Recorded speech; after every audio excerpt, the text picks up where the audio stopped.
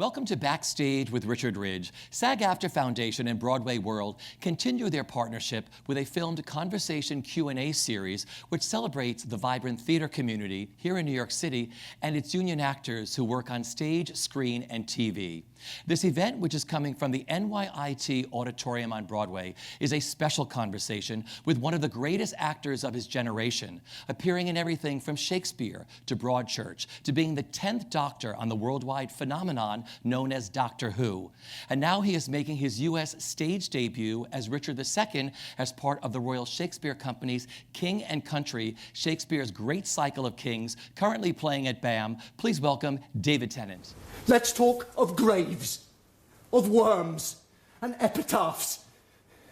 Make dust our paper, and with rainy eyes write sorrow on the bosom of the earth. Let's choose executors and talk of wills, and yet not so. For what can we bequeath, save our deposed bodies to the ground? Our lands, our lives, and all, our Bolingbrooks. And nothing can we call our own but death, and that small model of the barren earth which serves as paste and cover to our bones. For God's sake, let us sit upon the ground. Well, listen, first off, congratulations on making your U.S. stage debut at BAM. How does it feel? Well, I'm just glad to get through it, you know what I mean? Just glad to get from the start to the finish without forgetting anything or falling over, basically, which has been my career. It's certainly made very comfortable and pleasant by being in the BAM Harvey Theatre, which is a masterpiece of an auditorium. I love it there. Yeah. I want to do everything there from now on. Yeah, I mean, obviously, it's a production we've done previously. We've done it in London, we've done it in Stratford-on-Avon, so it's familiar from that point of view. But yeah, there's definitely a frisson about coming to New York, which is after alongside London is the town for theatre, isn't it? Yeah. So it's. I feel alarming. Usually, my 26-year career makes me sound ancient. But it does feel a bit remiss that it's taken me 26 years to get here. Totally, right? I don't quite know what went wrong. But I'm thrilled to finally have made it. Perfect. Your performance as Richard II is perfection, as is the production. Was this a role? Well, some of you saw it, right? Totally. Was this role always on your bucket list to play? Yes, it was. Since, seeing as we're talking dates, when would it have been? I went to drama school in 1988. I saw Derek Jacobi touring Richard II round Scotland. He came to the Glasgow Theatre Royal when we were in first or second year, so we're talking 88, 89. And he came to the Glasgow Theatre Royal. We went as a little sort of group from drama school, and I'd never seen Richard II. I'd never read Richard II. I would have been, 17, 18? And I just thought, what a fantastic play and what a fantastic part. And I've sort of had it tucked away as an ambition ever since then. Yeah. We all went round to stage door and got him to sign our programmes. I told him this years later when we worked together. He was very unimpressed. I guess it happens to him a lot. But no, it stayed with me. It was very formative, and it's a great, it's such an interesting part because he's such a twat. And then, and yet, by sort of somewhere around the interval, Shakespeare just by a sleight of hand just makes you start feeling for him and just completely reverses the whole sympathies of the audience. He was quite a good writer. So it's such a clever bit of writing, and it's such a great part. Yes, it was always one I had on the, as you say, on the bucket list. Yeah. How did this production originally come about? Gregory Jordan and I had, as you mentioned, we've done a few shows together, and every now and again we'd had that conversation about what, I said, so Greg, what are you thinking? What's coming up? What are the plays that you've still got to do And he kind of goes, what are the plays you might be interested in doing? And we discussed several possibilities. And Richard II was one that, as he took over artistic directorship of the Royal Shakespeare Company, he'd been there for years as one of its principal associates, or the principal associate, but as he took over the company, it was the play that he wanted to start his tenure with. So he just came to me and said, look, I know you want to do the play. In about 2 years' time, it'll be my first production as the boss. And I thought, well, I can't say no to that. What a great opportunity. So it was just one of those ones that was a lovely meeting of the moments. Yeah. I love the look of the show also. You and I started talking about this backstage. Yeah. Like those triptych, Wilton? Yes. Well, yes, the Wilton triptych, which has we absolutely steal from. There's a point where our singers go off stage and come back on in a kind of royal blue robe. And on the other side of the stage, you have some of the characters kind of all looking up in this prayer formation, which is Richard used to take into battle with him. This painting, which on 3 panels, a triptych, and he would unfold it on apparently close to the battlefield and pray to it, and so we've tried to recreate that on stage. Yeah. And what a great company of actors you get to work with. Yeah, not too shabby. It's very exciting. It really is. When the RSC really works is when you have actors like this who can all just do it, you know, and you just kind of go, ooh, right, here we go. And every night you're kind of, you just have to listen to everyone else, and it's exciting every night. On this side my hand, on that side thine. Now is this golden crown like a deep well, the rose 2 buckets filling one another. The empty are ever dancing in the air, the other down, unseen and full of water. That bucket down and full of tears am I, drinking my griefs whilst you mount up on high. I thought you had been willing to resign. My crown I am, but still my griefs are mine. You may my glories and my state depose, but not my griefs. Still am I king of those. Part of your cares you give me with your crown. Your cares set up, do not pluck my cares down. My care is loss of care by old care done. Your care is gain of care by new care won. The cares I give I have, though given away, they tend the crown. Yet still with me they stay. Are you contented to resign the crown? No.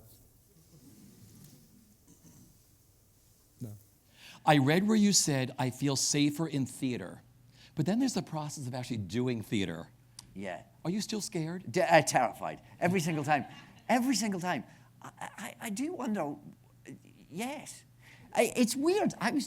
This has been, because, sorry. Tell you what, I'll use sentences. This has been quite an interesting process because we're not on every night. Yeah. Because the plays are in rep, because there's a cycle of these 4 history plays. And I'm only in one of them. So I'm doing 2, maybe 3 shows a week. So you never get into that routine of it, which means you're always a little bit on edge. Every night you're going, what is that bit? There's a bit of that going on all the time. And it means that there's a bit of a Bunsen burner under you the whole time. And that just makes everything a little bit more alive, which means it means I've been thinking a lot about the extremes of being on stage. And the truth of it seems to be that when it's good, there's sort of nothing like it. When you're in that moment and the audience is with you and you're telling that story and it's alive and it's happening and you're inventing stuff and it feels like it's never happened before, there is nothing better than it. It's just like flying. It's great. When it's bad, it's awful. When you start getting those demons in your head going, you don't know the next line, you're going to have to stop, you're going to have to tell everyone, you're going to have to go, sorry, thank you for coming to the Bam Harvey Theatre,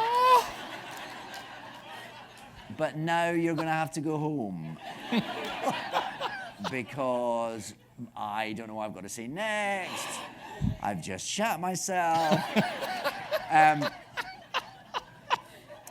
the extremes of it are extraordinary, which is why, of course, I think you keep coming back to it, because it's like a roller coaster, and that's kind of addictive.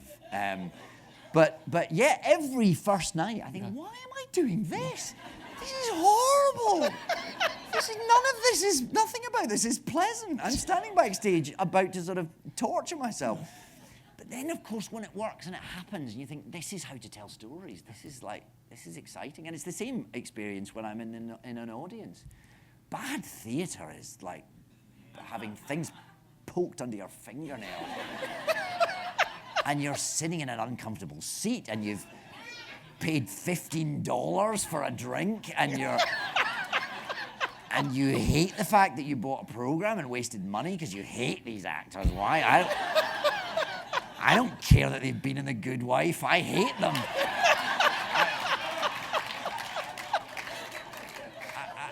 And I could have been at home.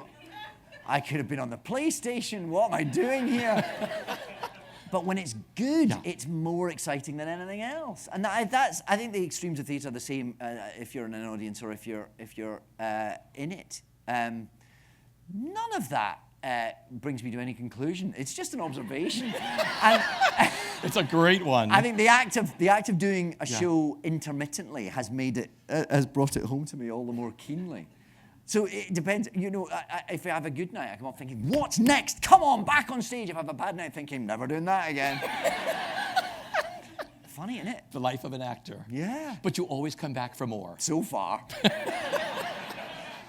Well, I want to go back to the beginning. Where did your love for performing begin, and what were your earliest creative outlets? Oh, making stories up in the back garden, I think. Running around, my parents used to always report tales of me running around the back garden talking to myself, but I wasn't talking to myself. I was making up stories, and they would be about whatever. I grew up watching Doctor Who, so I would make up Doctor Who stories in the back garden, and I would run around. I'd be all the characters in a Superman show in my head. That was my earliest creative. That may not be what you were actually asking about. It was actually. That was a very, that was just what I did. I just ran around and talked to myself. What was the defining moment for you when you said, I want to be an actor? Were you like 3? Oh, I think I was 3. Yeah. And I think it comes from watching Doctor Who, which is, absurdly prescient. But I know I was 3 because it was watching. Do I assume everyone knows what I'm talking about with Doctor Who? Do I have to explain? Okay. I don't know, Not everyone does. It's not compulsory. Yes, it is. It is. It's compulsory. No, I remember watching John Pertwee regenerate into Tom Baker. Now, I remember seeing it happen. And because I can check the dates, I can only have been 3. Now, if there was a repeat, maybe I was 4. But I'm still weirdly young. And now, having children at that age, I'm going, is stuff like that going on in your head now? It's amazing to think that I had such a presumptuous thought. But obviously, it was a sort of random thought that matured. But it was tenacious. I remember watching John Pertwee turn into Tom Baker and quizzing my parents about it, and them explaining that they were actors telling a story, and I got that. I remember getting that, and not having an issue about that people often say children have a problem with fancy and reality. I don't think they do. I think children absolutely get it. I think children just are more fluid with the way they interpret that, and I think that's rather a charming thing that we sort of lose, perhaps, as we grow up and get cynical. But I remember understanding that was a job I could do, and thinking, well, I'll do that then. It seemed like a no-brainer. One of your first big breaks was the TV series Taken Over the Asylum, where you played, someone? Go ahead. Yeah. You can see all this stuff. It's all on YouTube. You can buy DVDs of You this can stuff. buy a DVD, obviously. That's Totally, that's it. As many members of the acting profession are here, we need our residuals. So, Yes. Amen on that. That changed everything for you, didn't it? It did, actually. It did. It was the first sort of big chunk of telly I'd done, yeah. Yeah. So that gave me an opportunity to move to London and you know, because there's an acting world in Scotland. There still is, and it waxes and wanes depending on how many productions are in town. Yeah. Basically. But I worked in the theatres there and loved it. But I sort of Taken Over the Asylum was made in Scotland but broadcast nationally, and it won a BAFTA as best drama of the year, and it gave me an opportunity to sort of pack up my Ford Fiesta and drive to London and see if there was there was anything to be had in the big city. Well, after that, you first joined the RSC in 1996 when you were like 25. 20 years ago. Yeah. You were 25. I'm only 25 now.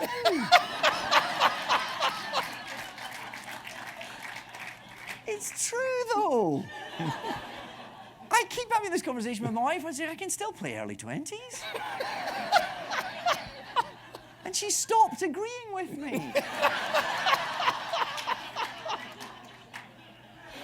I don't know what went wrong. How did that happen for you? That's a big step, too. Well, that was, I suppose, once again, I don't really know. I had an audition. And it was one of those RSC seasons where that you had to be in more than one play. So they would do these auditions where you'd go. They used to have a space at the Barbican in London, and they had offices, and you'd sort of go and you'd kind of be there for a day, and you'd go down different corridors, because there'd be like, I don't know how many plays there were in a season, 9, 12 plays in a season. So there'd be all these directors in little rooms, and you'd get led up and down, and you'd meet all sorts of different directors for all sorts of different plays, and they were all kind of juggling, because they would sort of barter with each other, and they'd go, well, I really want, I don't know, I really want Joe Fiennes to play Troilus. He was in that season. So will you have him as Silvius so that I can get in As You Like It? There was a bit of that. I'm sure that didn't happen with Joe. They all wanted Joe, of course they did. So you'd meet them all, and you'd read for all sorts of different plays, and then they'd go away and sort of trade you all off until they could get a company together that cross-cast through all these different plays. So I did one of those days, and I met Michael Attenborough for Herbal Bed. I met Stephen Pinlott, dearly departed, for As You Like It. And I met Howard Davis for a play called General from America. And I played Alexander Hamilton in that. And I didn't sing, which was my first mistake. But yeah, it was a play about Benedict Arnold, which was written by an American. Very American play about very American subject. The audience of Stratford didn't really get it. But it was a great piece by Richard Nelson, so yes, that I met other directors for other plays as well, which of course I've forgotten about now because I just remember the ones that gave me the job. And yes, it was 20 years ago. You were known to millions of fans around the globe for your portrayal of the 10th Doctor on the worldwide sensation Doctor Who. Wow. As you look back, what is it like being a part of pop culture and this whole phenomenon? It's amazing. It's amazing to be associated with something that people love so much. It's fantastic. It's such a privilege. It really is. Because I grew up loving that show, and then it went away. You know, you could argue that I became an actor because I fell in love with Doctor Who. And then it went away. So and by then I was wanting to be an actor because I wanted to play Hamlet, and I wanted to play Richard II, and I wanted to do all that. And then Doctor Who came back, and then I got offered the part. And it was all a bit kind of sort of mad, but wonderful to be part of something, and to be part of something when it was thriving and when it was being looked after by the geniuses that look after it now. I mean, Russell T Davies. Yeah. You know, I'd do anything. Yes. Oh yeah. It just gets what television needs to be. One of the greatest television writers of all time. He understands it. He has his own vision. It's so clear. It's so fun. It's so inventive. And to be gifted that, and to be gifted Russell's take on that, that's just one of the luckiest things that will ever happen to me. it's a lovely thing to be associated with because people love it, and people of all generations love it, and even people that don't know it love it. People who've never seen the show know they're supposed to love it, so they just love it. It's impossible to hate Doctor Who. It's full of sort of love, and it's expansive, and it's embracing the universe, quite literally. So it's a lovely show to be associated with, and to be associated with it so sort of centrally is, yes, I often say the first line of my obituary has been written, but what a first line! That's great. Where were you in your career at the time when you were offered this? I was sort of, I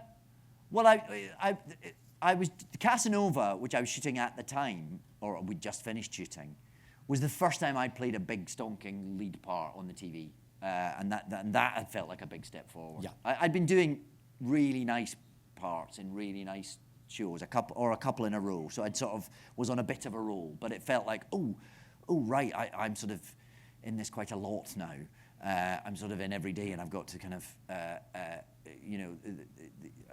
step up a bit. So I was, I was also aware that taking on something like Doctor Who I would lose a certain amount of anonymity, and that was going to be a new phase of life, even if it was short-lived, even if it was something that didn't work. Just because of the sort of attention that Doctor Who gets, particularly in the UK, I would always be sort of associated with that. And you see, that's part of the decision that you had to make as well, that you're kind of surrendering a bit of your life a little, to an extent. During the middle of your Who Mania blitz, you electrified audiences as Hamlet for the RSC, which was also filmed for the BBC. I know a lot of you saw that. Also available on DVD. Also available on DVD. Go to Amazon. What was it like taking on that role? Well, it was just, I didn't really think it through, if I'm honest. I'd always wanted to do it. It's one of those, I think, no, I can't speak for all actors, but many actors, I suppose, it feels like it's kind of, it's the Olympic event, isn't it? It's the kind of, it's the marathon. It's the thing against which, if you're allowed the opportunity, you can kind of test yourself. It's a fucking good part. And it has, you can't avoid the fact that it has a sort of mystique about it. So to be asked to do it at all feels like an honour. And then to get to do it with the Royal Shakespeare Company, you think, well, I can't say no to this, even if I wanted to. And it sort of happened. And there's a weird sort of story where I was doing a show about my family tree for the BBC called Who Do You Think You Are? Oh, you've seen that too? Wow. Yeah, which is a great show, and was a real privilege to do. And I so happened to be in an old church in Ireland. It's Scotland. Sorry, there was an Irish bit and there was a Scottish bit. And there were skulls in this church, and I picked one up and looked at it. And Greg Doran apparently was watching the TV and thought that was a good idea. So it was just a sort of meeting of moments, and it so happened that Doctor Who was having a slightly longer hiatus that year because of the way we were going to do some specials rather than a whole other series. There was a gap, it fitted in. It was just one of those things that just kind of all the moons met. And you kind of go, yeah, of course I want to do Hamlet for the Royal Shakespeare Company. Of course I do. You'd say that a year before you start rehearsals. And then the day you start rehearsals, oh my God, the terror, because you suddenly go, I've got to actually do this now. I've got 6 weeks to rehearse this and not make an arse of myself. And it was wonderful. It was one of the most formative experiences of my life, without a doubt. It's such an extraordinary, there is no other part like it. There just isn't. That's why it's got the mystique about it. There's everything in it, and it's massive. And you have to start every day by doing a sword fight rehearsal, and you have to go straight from that to rehearsing talking about the death of your parents, and then fighting with your mother, and it got everything. And because it's got everything, And because I was doing Doctor Who at the time, which elicited a degree of scrutiny all of its own, I didn't really think about the two things meeting and the amount of hoo-ha that it would cause. And, you know, when it comes to first night, you're scared enough. But then when the BBC roll up outside to report on it, you go, what? I'm doing a play, and just leave me alone. And suddenly you go, oh, God, if I'm bad in this, that would be awful on a personal level anyway, if I didn't manage to climb this mountain. But they're going to tell everyone around the world that I'm bad in it as well. Live on News 24. So it was excruciating and magnificent. It was sort of one of those experiences that was unlike maybe anything else. Every night was a kind of shitstorm in my head, because that's the play, and because that's the kind of mountain of it, and because of the amount of attention it was getting. It was sort of bonkers. It was absolutely bonkers, and I was more tired than I've ever been. I was more invigorated than I've ever been, but I was scared every night. I was really, really scared. But it was, and every night I kind of thought, oh, I can't do it again. I can't do it again. And yet it just sort of takes you. It's one of those. It's a wonderful thing. Well, you were also a part of the Harry Potter family when you played Barty Crouch Jr. in Harry Potter and the Goblet of Fire. Yeah. Fondest memories of working on that film. And did they just give it to you? No, I was doing a show called The Pillow Man. Okay, yeah. At the National Theatre. Oh, yeah. Quite a good play. And Mike Newell came to see it, and that's why I got that part. I had to go and meet him and talk to him, but he's old school film director, so he doesn't want you to audition. He just wants to know. He just wants to look you in the eye and see you're a hail fellow, well met. You can have the part. It's all that. So yeah, it was. I think the memories of that have got to be the company you keep. I mean, you sit off set, and it's just the best green room there's ever been. Michael Gambon, who is the funniest man alive, in this ridiculous beard, which he has a little sack for. He does. And so he comes off set, and someone comes with his little sack. And they tie it up. So he sits with this big beard. But I was a junior member of the company. So they all had chairs like this, with their name on the back. And I had a chair like that. So, and I was in a scene with Maggie, with Michael, with Alan Rickman, God bless him, obviously with Daniel, with Timothy Spall. I was in a scene with all these big high Hegians, and then they'd bring my little chair like that. And in my scene, the scenes I was in, I was the only one who had the little chair. That just had cast written on the back. But I wasn't going to, so there was something mildly humiliating there. But I wasn't going to miss out. So there'd be this circle of these chairs, they're all like that. And I'd be like that.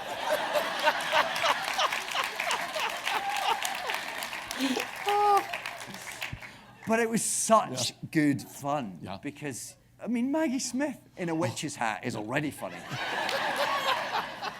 And when she starts going, oh, darling, look at this. I mean,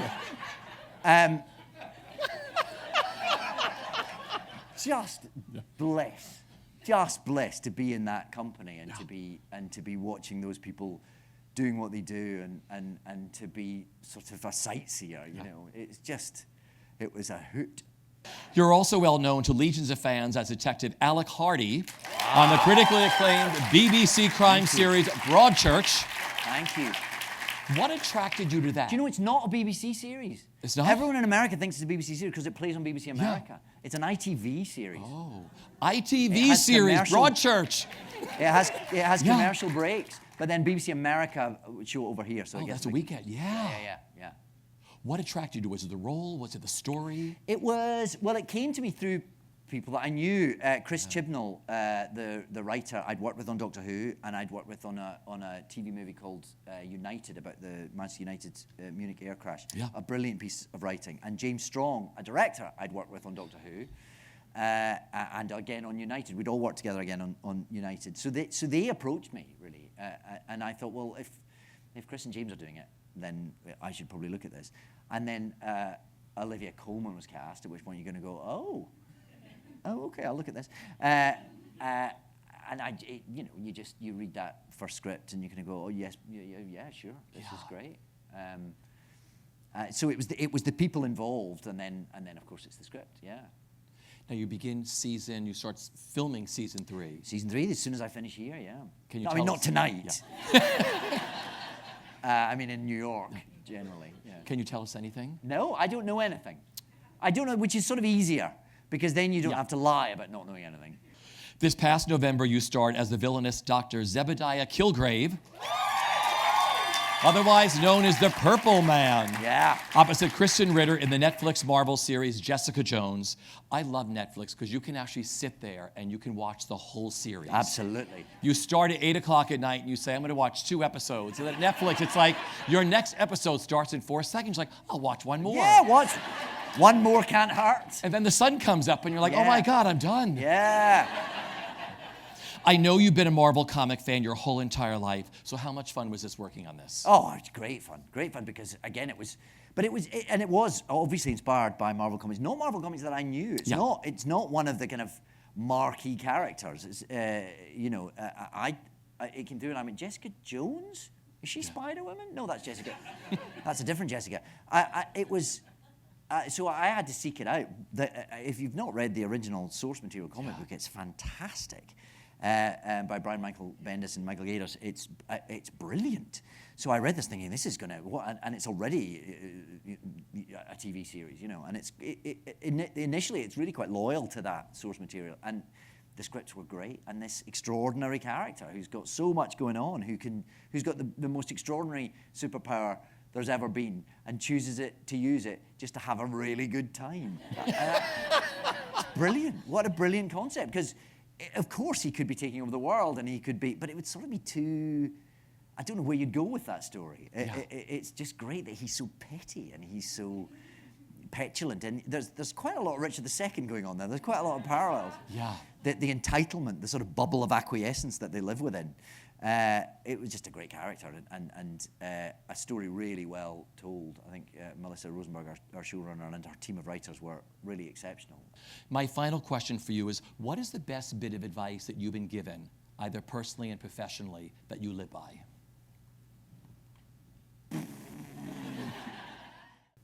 Just be nice. Say thank you. Be a human being. I don't know. Richard Wilson, it was interesting working with Richard Wilson early on. As I say, he was and still is an enormous star in Great Britain, and he became a great friend, and he still is.